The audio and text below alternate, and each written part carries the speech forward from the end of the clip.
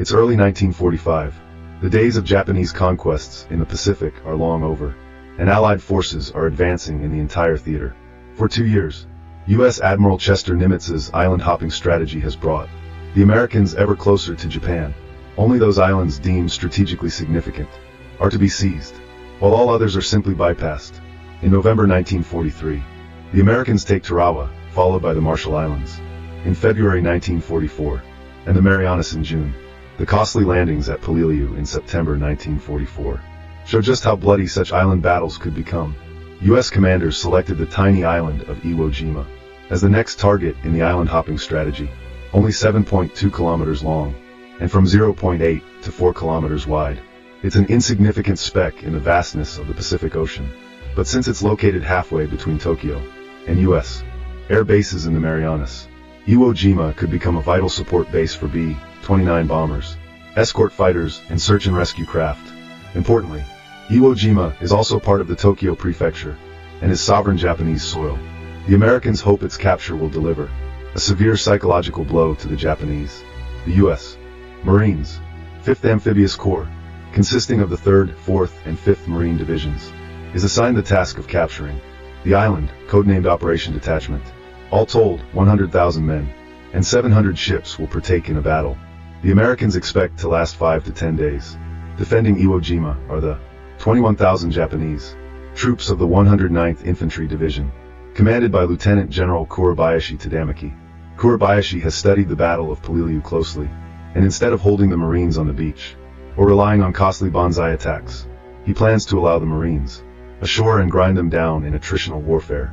On 2 main defensive belts, each consists of hundreds of caves, tunnels, and expertly hidden pillboxes, which the Japanese are to hold to the end. Kurabayashi's courageous battle vows order each of his soldiers to kill 10 invaders. The preparatory bombardment of Iwo Jima starts 3 days before D-Day, February 19th. This is much less than the 10 days requested by 5th Amphibious Corps Commander Major General Harry Schmidt. As the 1st Marines move onto the 6 landing beaches at 9 a.m., Japanese resistance seems light. The biggest obstacle is a 45-meter-high terrace of volcanic ash, which hinders the men and prevents their supporting LVTs from moving ashore, just as bulldozers are brought in to make a path. Kurabayashi unleashes his artillery. It's been pre-sighted to bracket the landing beaches in pounds. The Marines, inflicting heavy casualties. Now Japanese machine guns open up from Mount Suribachi, a semi-active volcano, and the highest point on the island. But the heaviest Japanese fire of all comes from the quarry, on the extreme right of the landing beaches. Even before the invasion force arrived, Division Commander Major General Clifton Cates had worried about it. You know, if I knew the name of the man, on the extreme right of the right-hand squad, of the right-hand company, of the right-hand battalion, I'd recommend him for a medal before we go in. By 11 a.m., bulldozers have cleared a path from the beaches, and the Marines begin to threaten Airfield No. 1. Meanwhile, the 28th Marine Regiment moves to cut off Mount Suribachi, creating a tenuous blockade. Colonel Harry Liversedge reports on the conditions. Troops ashore and moving to isolate volcano, resistance moderate, but terrain awful. By the early afternoon fighting dies down, but by the end of D-Day, only a third of the first day's objectives have been taken. The Marines capture Airfield No. 1, but elsewhere, it's becoming clear, Japanese resistance is stiffening. In the East, Marines grind up against the quarry, while the 28th moves around the base of Suribachi and its 70 reinforced concrete emplacements. Kurabayashi tries to stiffen his men's resolve. Each man should think of his defense position as his graveyard, fight until the last, and inflict much damage to the enemy. February 21st, D+2, brings the Americans anew. In the west, rain and wind shut down the beaches, while kamikaze attack U.S. naval vessels offshore and sink an escort carrier on the island. The bloody fighting continues. In the west, the flatter terrain allows for the use of tanks, and the Americans make better progress. But against the quarry, U.S. casualties mount. One company of 240 Marines is reduced to just 18 men fit for duty. Around 5,300 Marines have been killed or wounded in the first 3 days. So the reserve, the 3rd Marines, is sent in ahead of schedule. Things do not improve as the rain turns Iwo Jima's volcanic sand into a sticky goo that clings to boots and fouls weapons.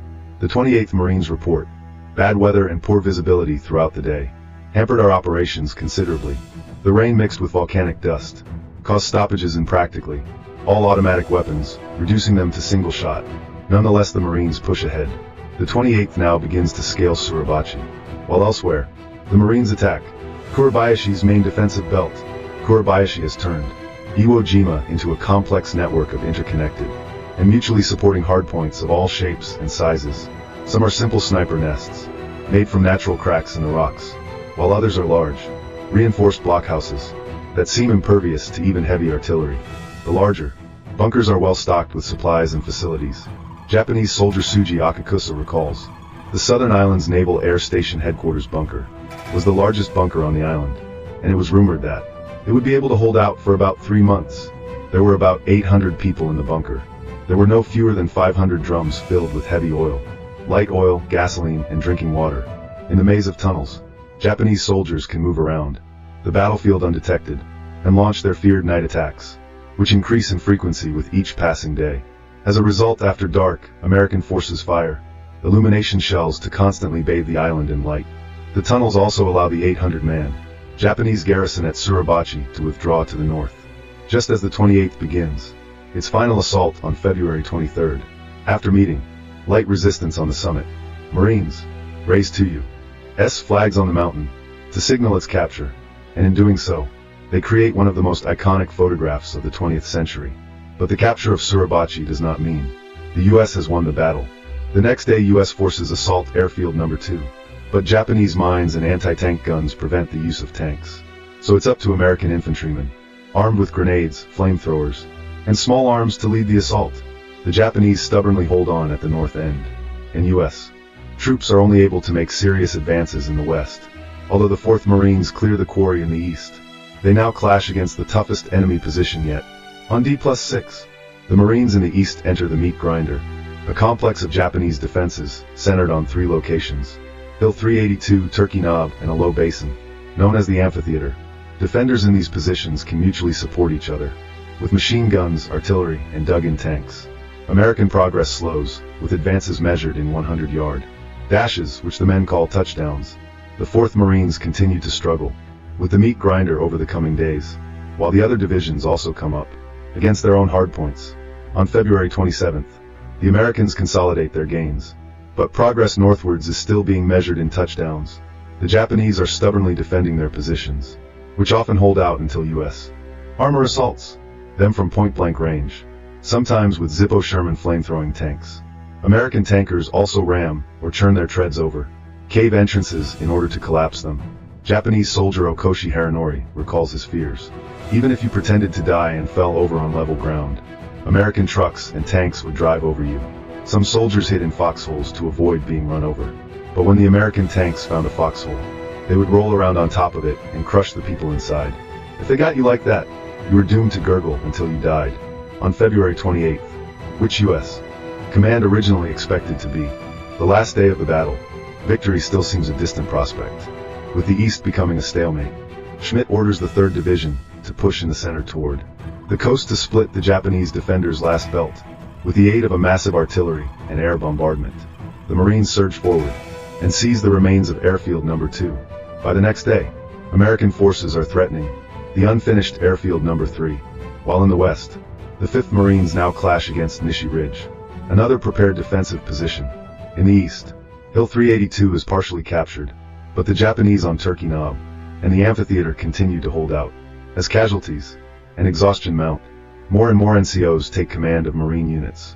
In some cases, privates lead their units in assaults. But just as U.S. forces are making progress in the east, the central drive bogs down.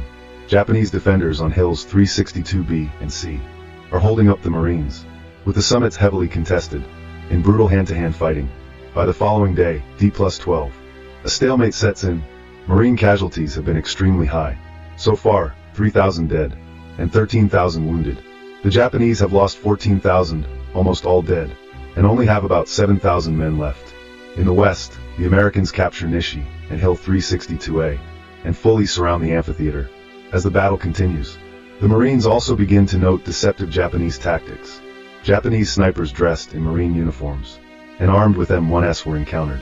Also, it was discovered that the enemy was booby-trapping their dead, in anticipation of future offensives. Schmidt now orders 2 days of rest, except for smaller attacks to straighten out the line. Fresh American replacements arrive, but many of them have no combat experience. Airfield Number 1 sees some unusual activity today, as the damaged B-29 bomber Dynamite makes an emergency landing. The next day's American attack is preceded by a massive artillery bombardment. The guns fire over 22,500 shells in the first hour alone. However, their impact and the advance in general is disappointing from AU's point of view. Fierce Japanese resistance limits the Marines to advances of only 50 to 100 meters across the whole island. It's become clear that the Japanese are now well versed in the method and schedule of Marine attacks. Artillery barrage followed by infantry assault. So 3rd Division's General Graves Erskine suggests a dawn attack at 5 a.m. With no artillery, Graves' troops won't advance straight ahead as previously, but into a Japanese sector facing the neighboring 4th Division. The Americans try the new method for the first time on March 7th, and it seems to work, as by the end of the day, they take Hill 362C. This advance starts to create a pocket of Japanese resistance, known as Cushman's Pocket, which continues to hold out. At midnight the same day, senior Japanese commander Captain Inoue Samaji ignores Kurabayashi's orders and leads a 1,500-man banzai attack from around Tachikawa Point. He hopes to pierce the U.S. lines, destroy equipment, and even scale Suribachi to raise the Japanese flag again. But the Marines' fire decimates his men, some of whom are only armed with bamboo spears or explosive vests. From range, the Americans suffer few losses. The wasteful banzai charge marks the end of major resistance in the east. Over the next 3 days, the Marines bypass Japanese hardpoints in Cushman's Pocket and finally reduce the meat grinder in the north. A U.S. patrol reaches the sea before the Japanese push it back. Kurabayashi knows the battle is coming to a close, but he radios to Tokyo that he has no intention of surrendering. All surviving fighting units have sustained heavy losses. I am very sorry that I have let the enemy occupy one part of Japanese territory, but I am taking comfort in giving him heavy damages. On dit plus 20. Japanese resistance only exists in 3 isolated pockets: Cushman's Pocket, the eastern coast, and part of the northwest coast. Kurabayashi now falls back to a gorge later dubbed Bloody Gorge. With his last 1,500 men, the Marines are exhausted, and many are incapacitated by a psychological condition they call combat fatigue, today known as PTSD. So they call on the Japanese to surrender, and announce on loudspeakers that prisoners will be treated well, and suicidal resistance is senseless. The Americans also distribute a translated letter from Japanese prisoner of war Hideo Momoda. Comrades, I myself would have never believed that things could be this way if I hadn't seen it with my own eyes. At first I was embarrassed to have been taken by the enemy, but when I learned that several officers had the same experience, I felt better. In our conversations, we agreed that it is more honorable to live for the Emperor and work for a greater Japan in the future than merely to die. Like rats underground, messages like this one, they'll have little impact. The Americans continue to advance and eliminate all Japanese strongpoints except for Bloody Gorge. Although U.S. authorities declare Iwo Jima secure on March 14th, Kurabayashi continues to hold out for 9 more days in a seemingly impregnable blockhouse. U.S. artillery couldn't be used for fear of friendly fire, so Marines armed with flamethrowers, grenades, and demolition explosives take on the job of reducing it. On March 23rd, Kurabayashi sends his final communication to the Japanese garrison on nearby Chichijima. All officers and men of Chichijima, goodbye from Iwo. Kurabayashi's ultimate fate is not known. It's possible that he commits suicide, or that he dies in one of the banzai attacks that become more common in the final days. On March 26th, around 200 to 300 Japanese troops sneak out of the Bloody Gorge and strike at Airfield Number 2, attacking mostly airmen and construction personnel. This charge, which U.S. troops quickly destroy, signals the end of the battle. It's now D+35. Marine casualties are around 23,000, including 6,800 dead, while the Navy loses about 2,800 dead and wounded. 19,000 of the 21,000 Japanese troops on the island are killed. Only 216 surrendered during the battle, and up to 2,000 continued to struggle in small groups until they're mopped up by U.S. troops. Although the later Battle of Okinawa will prove even costlier for the Americans, Iwo Jima is still the deadliest single battle for the U.S. Marines, and the only battle in the U.S. Pacific Campaign where American casualties outnumber those of the Japanese. Iwo Jima is also a battle with a controversial legacy. The U.S. Army and Navy will later claim that the operation was of little use especially for the price that was paid, but for its intended practical purposes. It does provide some immediate benefits. Throughout the last months of the war, 2,251 B-29s make emergency landings on Iwo, potentially saving the lives of 24,000 U.S. airmen. The U.S. strategy of island hopping, ever closer to Japan, brings American forces within reach of the Japanese home islands.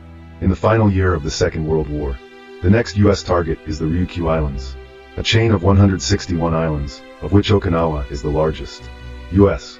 planners hope that Okinawa will also provide a base for a possible invasion of Japan itself.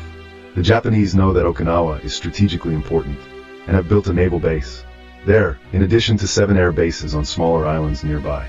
Okinawa's terrain also favors the defense. The north is covered with rugged hills and deep ravines and gullies, while the somewhat flatter south has many limestone ridges and caves. There is also a large civilian population on the island. 435,000 people live mostly in the south. But these people are culturally different than the Japanese. They speak the Luchuan language, and many in the Japanese garrison look on the islanders as inferior. To ensure the loyalty of the isolated locals, the Japanese authorities make heavy use of propaganda to instill fear of the Americans and unquestioning loyalty to the emperor. Fear of a potential American landing is reinforced by U.S. aerial bombing, which strikes the island repeatedly from September 1944. By early 1945, much of the capital city of Naha and its port are destroyed. The Americans are planning to invade Okinawa, while the Japanese prepare the population and the landscape for maximum resistance. Both sides view the coming battle as a battle for Japan, and commanders on both sides will closely watch the performance of their troops for an insight into the potential invasion of the home islands. The defense of Okinawa is led by the Japanese 32nd Army, under Lieutenant General Mitsuru Ushijima. There are around 100,000 troops, but their training and quality vary. The 62nd and 24th Divisions are veterans of the Chinese campaigns. Although the 24th lacks combat experience, they are supported by the understrength 44th Independent Mixed Brigade to make up for losses.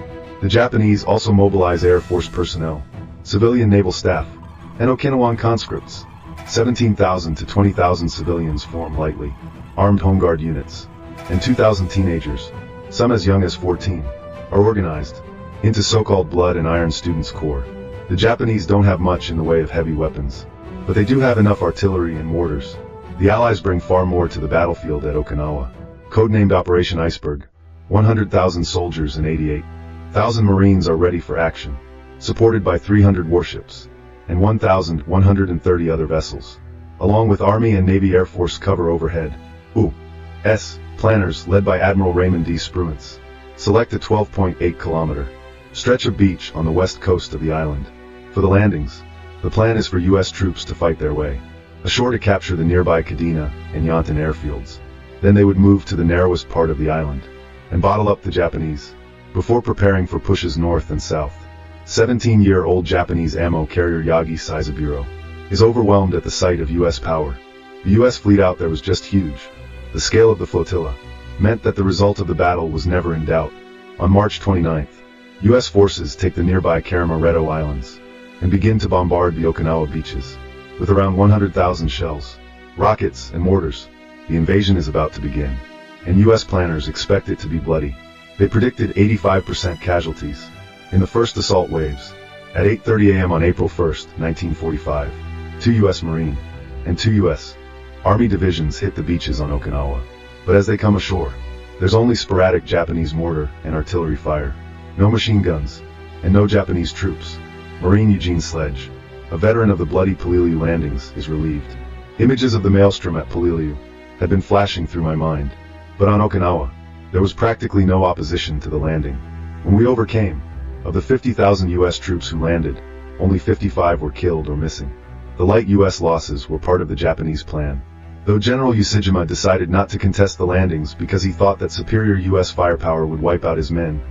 The Japanese plan was to allow the Americans onto the island's central plains before grinding them away in attritional battles along the many ridges of southern Okinawa. Light Japanese forces would conduct harassment activities in the north, but the bulk would defend a series of lines back to the Army headquarters in Sudiai Castle. Once the Americans got bogged down, Imperial headquarters promised an unprecedented air attack against the U.S. fleet. Despite Tokyo's promises, Colonel Hiromi Yahara was pessimistic. From the very start of the Okinawa battle, we were out of real touch with Imperial headquarters. Our fighting men made cynical and sarcastic remarks, such as, "Headquarters people will never come to Okinawa because Naha's red light district was burned down in air raids last October." American troops advanced for several days against only token resistance by inexperienced Japanese forces. They took the airfields on April 2nd, reached the east coast on the 5th, and reached the Chaden Isthmus in the south. The island was now split in two, but as the U.S. Marines moved north and the Army moved south, Japanese resistance began to stiffen. Japanese units and Okinawa regulars began to ambush Marines in hit-and-run attacks, especially on the forested Motobu Peninsula on April 4th. U.S. troops reached dug-in Japanese defenses, and the defenders managed to stop them at Kakizawa, Nishibara, and Tombstone Ridges in the west.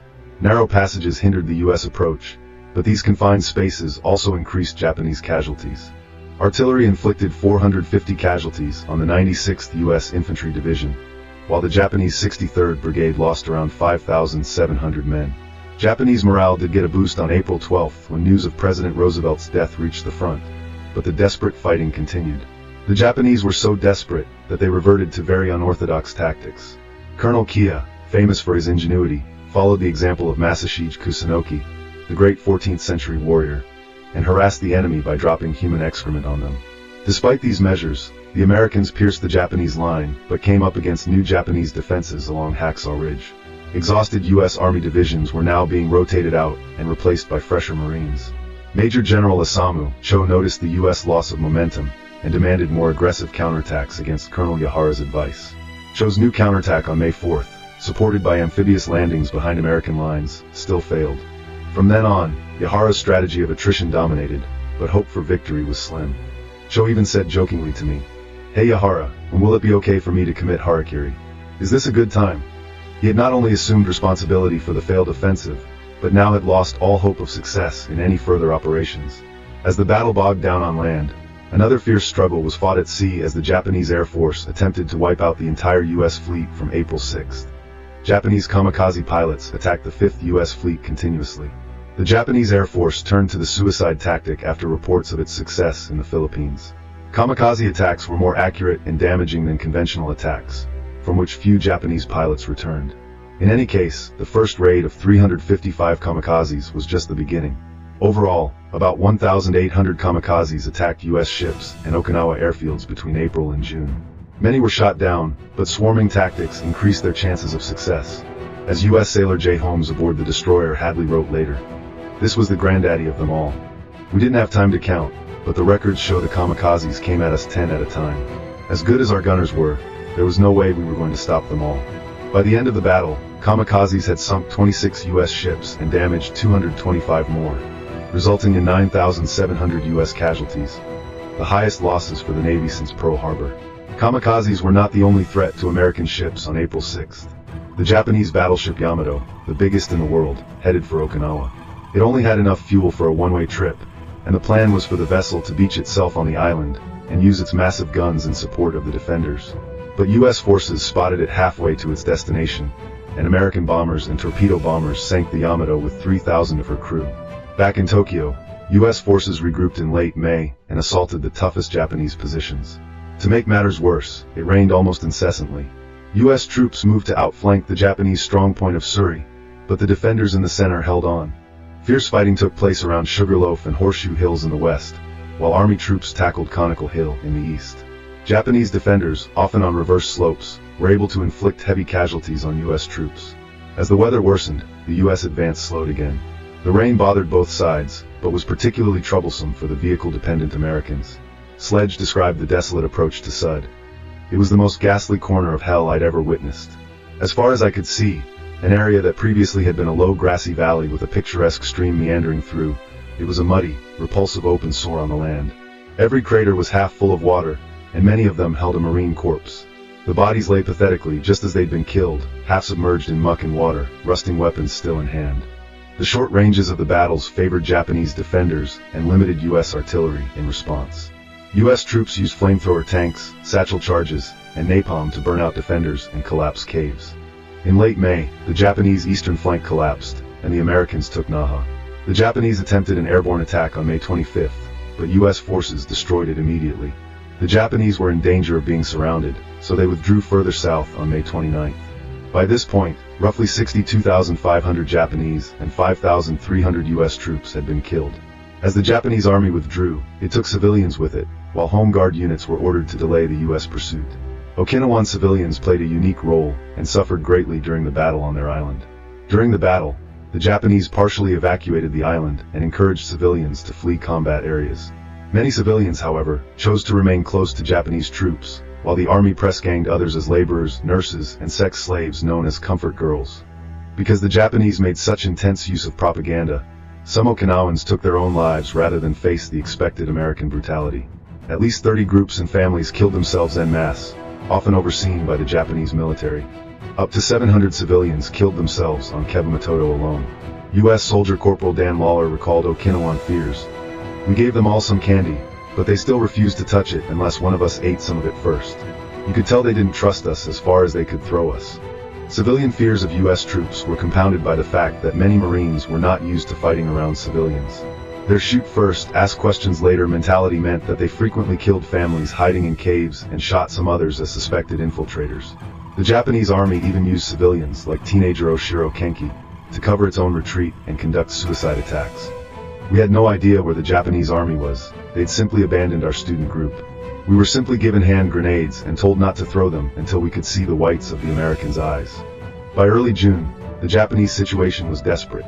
About 30,000 troops remained, but many of them were wounded. The survivors retreated to the Kien Peninsula and prepared for a last stand on June 4th.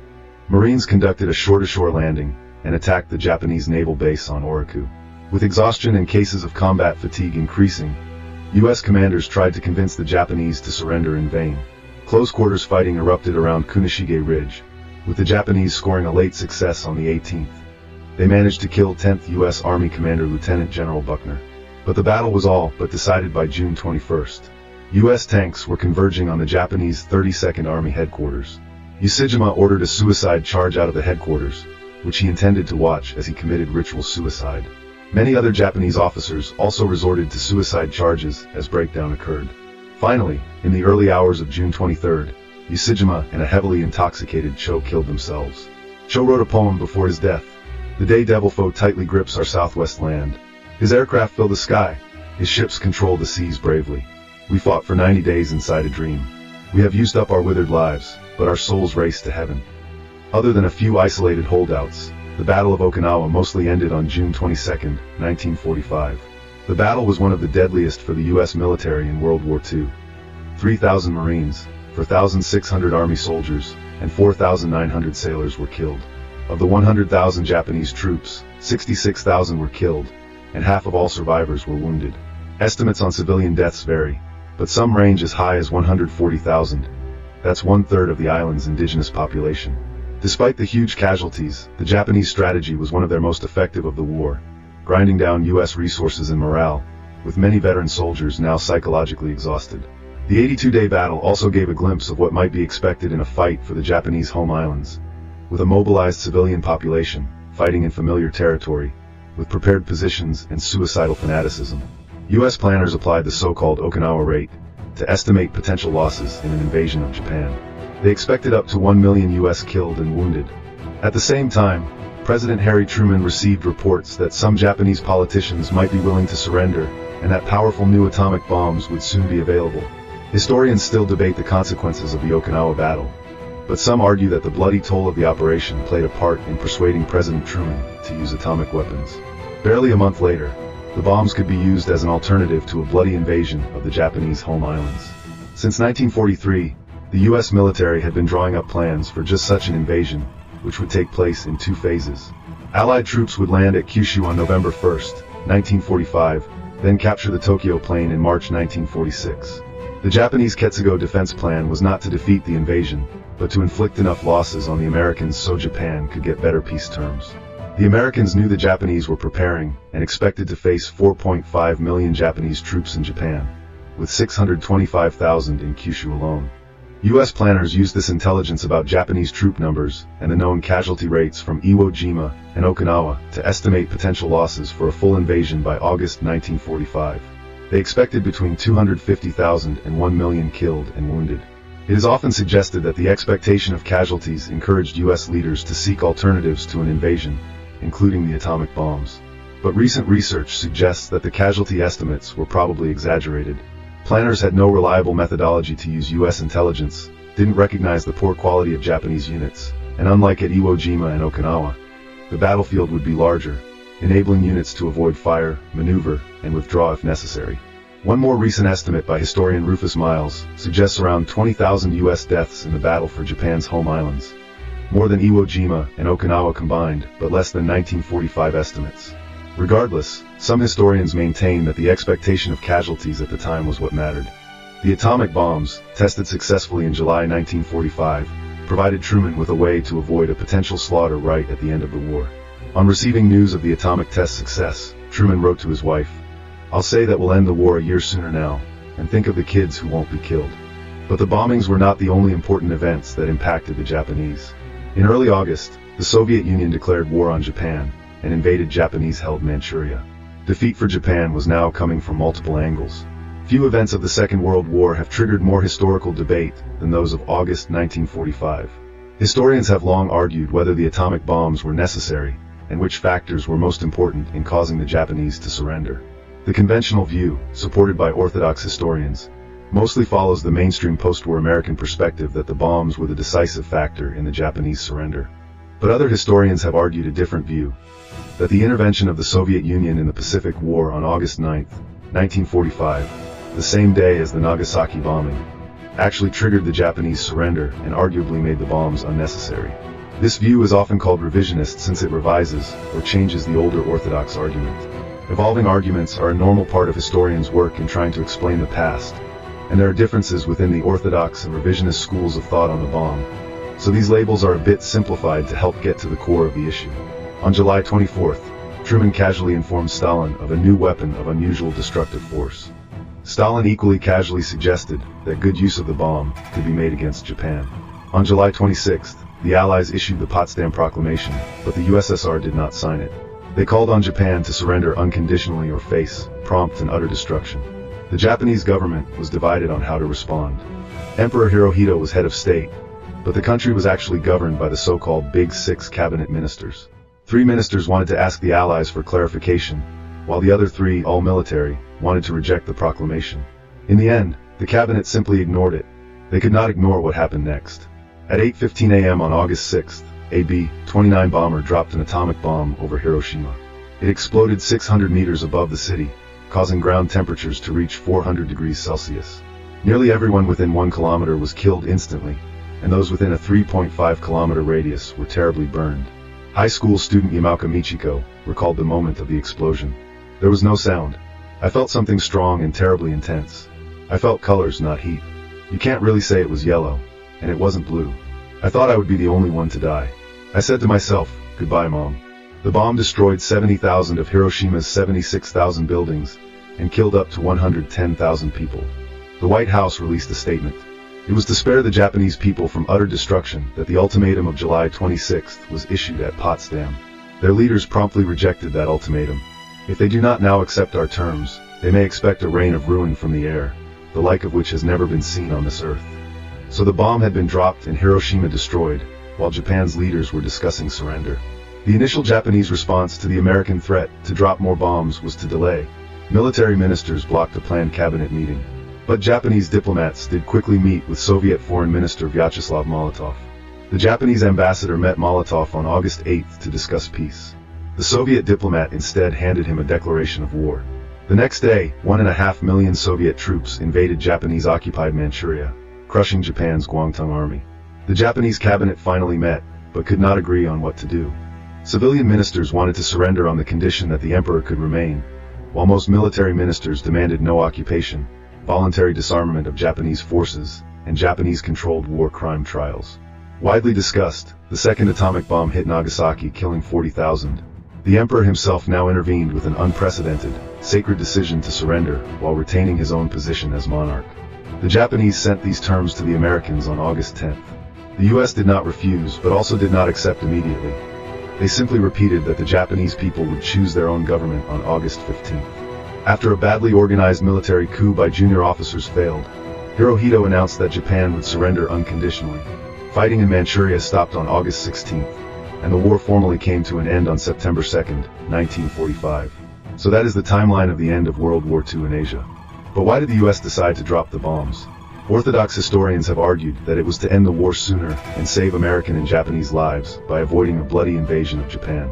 Truman was also under public pressure to end the war soon with minimal losses, while simultaneously not letting Japan off lightly. The bombs accomplished both goals. After the bombings, opinion polls showed 85% of Americans supported their use, and 23% wanted to drop even more. The atomic bombs were not guaranteed to work. For this reason, some Orthodox historians argue that Truman still wanted Soviet help. Revisionist historians, on the other hand, claim Soviet intervention became Truman's worst-case scenario. For revisionists, the atomic bombings had more to do with containing the Soviet Union than with defeating Japan. They argue that the dropping of the atomic bombs was not so much the last military act of World War II, as the first major operation of the Cold War with Russia. Although Truman had wanted Soviet assistance before Potsdam, he then changed his mind. Revisionists highlight that Stalin never received an official invitation to join the war. Instead, Truman wanted an insurance policy in case the bombs didn't work. Stalin provided this by confirming that Operation August Storm would start on August 15th. Once Truman had reliable data from the bomb test success on July 21st, revisionists claim that he drastically shifted his position to ending the war before the August 15th Soviet offensive could begin. This led revisionists to conclude that Truman and British Prime Minister Winston Churchill saw a chance to limit Soviet influence and prevent the USSR from getting the Japanese islands and influence in northern China that they had been promised. Some in the US government worried that the Soviets couldn't be trusted to respect an agreement, especially on the question of free elections in Eastern Europe. Meanwhile, any deal involving China still needed to be run past Chiang Kai-shek. Truman himself wrote in his memoirs, "I was not willing to let Russia reap the fruits of a long, bitter, and gallant effort in which she had had no part." Revisionists also suggest that, far from offering Japan an opportunity to surrender, the Potsdam Proclamation was deliberately designed to be unacceptable, thereby justifying the use of the bombs. Several members of the US delegation, like Stimson, wanted to adjust the unconditional surrender demand to guarantee the emperor, but he was overruled by the Joint Chiefs of Staff and Burns. But when the US dropped the Hiroshima bomb, revisionists argued that instead of intimidating the Soviets, it actually spurred them on. Stalin knew about the bomb program thanks to his spies, but the test was a surprise. Apparently outraged, he brought forward the invasion date to August 9th. So the orthodox argument that the bombs were dropped to save lives has been questioned by revisionists, who argued that it was primarily to prevent Soviet gains in Asia. A minority of revisionists have even argued that the US dropped the bombs partly out of grim scientific curiosity, or to justify the expense of developing them. But the evidence for this is weaker. That said, orthodox and revisionist schools also disagree about another critical question. Why exactly did Japan surrender? Orthodox historians suggest that Japan would fight on if it felt that its defensive plan to kill as many Allied troops as possible had a chance of working. The bombs, though, weakened Japanese belief that determined defense and Soviet mediation might end the war on better terms. According to this line of thought, Japanese leaders now accepted that their country could be bombed into submission, especially if the US was going to drop more atomic bombs. After the first two, maybe they would even drop one on Tokyo. In reality, Truman planned to scale back bombings after Nagasaki, and Tokyo was never an atomic target, but the Japanese didn't know this. Their fears, Orthodox historians claim, were increased by the shock of the atomic bombs, since Japanese scientists had theorized them, but were nowhere near developing them. Japan's leaders also considered the atomic bombs a critical threat to Japanese civilians. Orthodox historians have pointed to evidence like this statement from Hirohito to a close advisor. "Now that things have come to this impasse, we must bow to the inevitable. No matter what happens to my safety, we should lose no time in ending the war, so as not to have another tragedy like this." Orthodox historians also say that the Soviet attack was not all that important in Japan's decision to capitulate. Japanese leaders knew a Soviet offensive was possible, so its shock impact was minimal. One piece of evidence on this point is a statement by Deputy Army Chief Torishiro Kawabe. "Although we have long worried about the question of Soviet entry, a surprise attack with this new atomic weapon was beyond our wildest dreams." In the Orthodox argument, the Soviet attack was concerning to the Japanese, but not a critical threat to the home islands or the Ketsugo Plan. In any case, Japan expected to lose Manchuria in a peace deal anyway.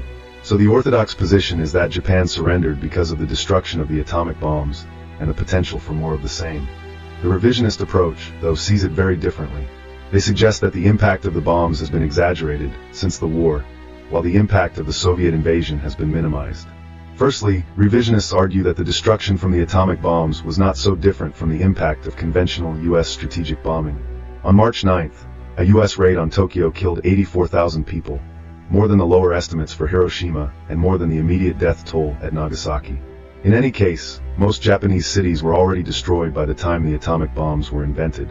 Historian Robert Pape put it this way: if one defines the hostages as major and secondary cities with over 100,000 people, then the hostages were nearly dead before the atomic bombs fell.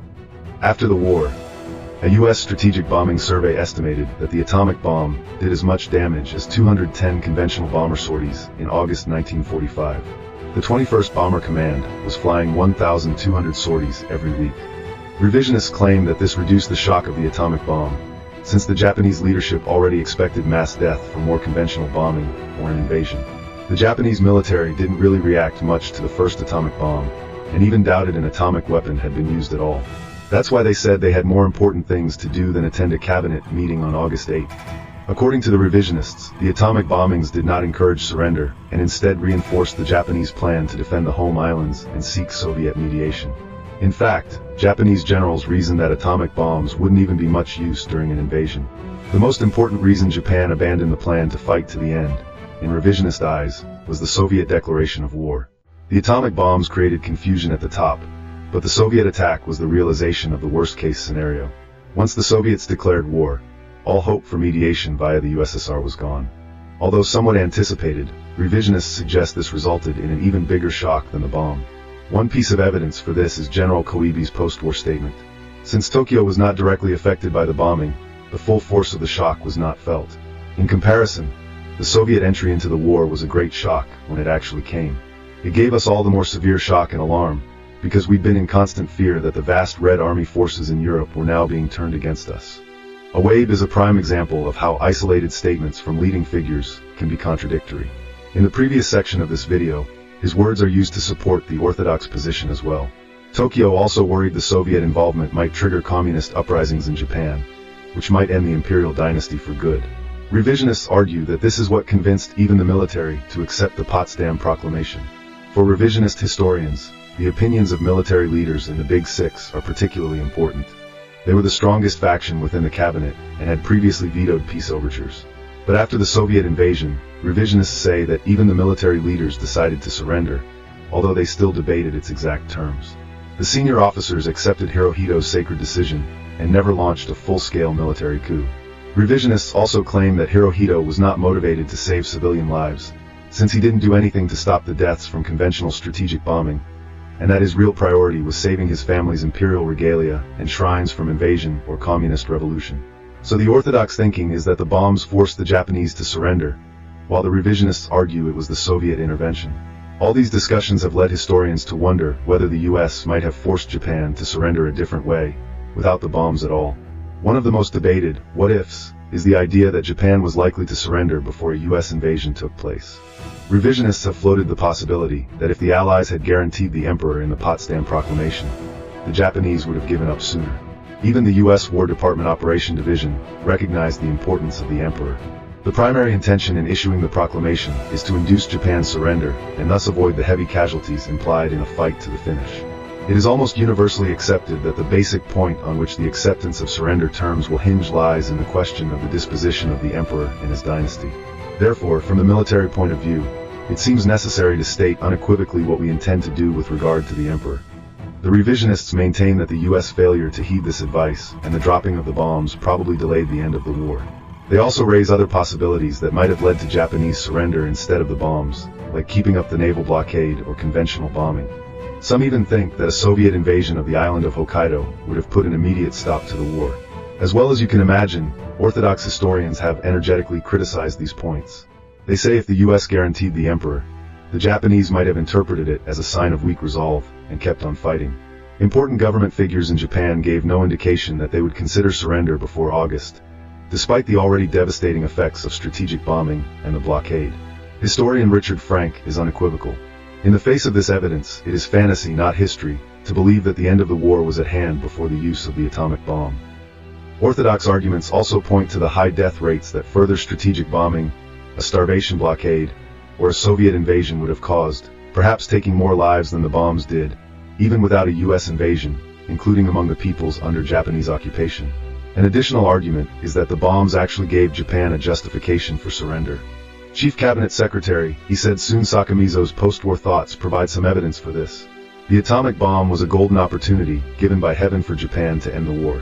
There were those who said that the Japanese armed forces were not defeated. It was in science that Japan was defeated, so the military will not bring shame on themselves by surrendering. The orthodox versus revisionist argument is further complicated by tricky historical sources too. There is a lack of fully reliable primary sources for August 1945, and many of the letters or diaries written at the time are incomplete or contradictory.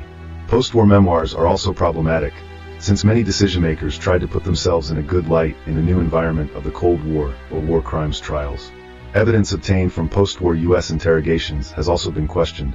Aside from sources, the whole debate relies on the assumption that a single person or unit was responsible for important decision-making. In reality, such complex decisions are the result of networks of people, power struggles, attitudes, institutions, and personalities that can also change their position over time. So did the US drop the atomic bombs to avoid a costly invasion, or to limit Soviet influence in Asia? Did Japan surrender because of the bombs, or because of the Soviet declaration of war? Did the bombs ultimately save lives, or could more people have lived if they hadn't been dropped? Even today, almost 80 years later, the debates around the end of the Second World War are just as heated and explosive as ever. The Soviet declaration of war against Japan, which may have been an important factor in Japan's surrender, was only possible because of the defeat of Nazi Germany in Europe in early 1945. The Allies set their eyes on the Rhine in Western Germany, and the Red Army was gearing up for their Berlin operation. The Battle of the Rhineland would be the last set-piece battle in the West, and the Battle of Berlin the last one in the East. Millions of Allied soldiers stood ready to bring the Third Reich to its knees, and the last German reserves would have to defend it.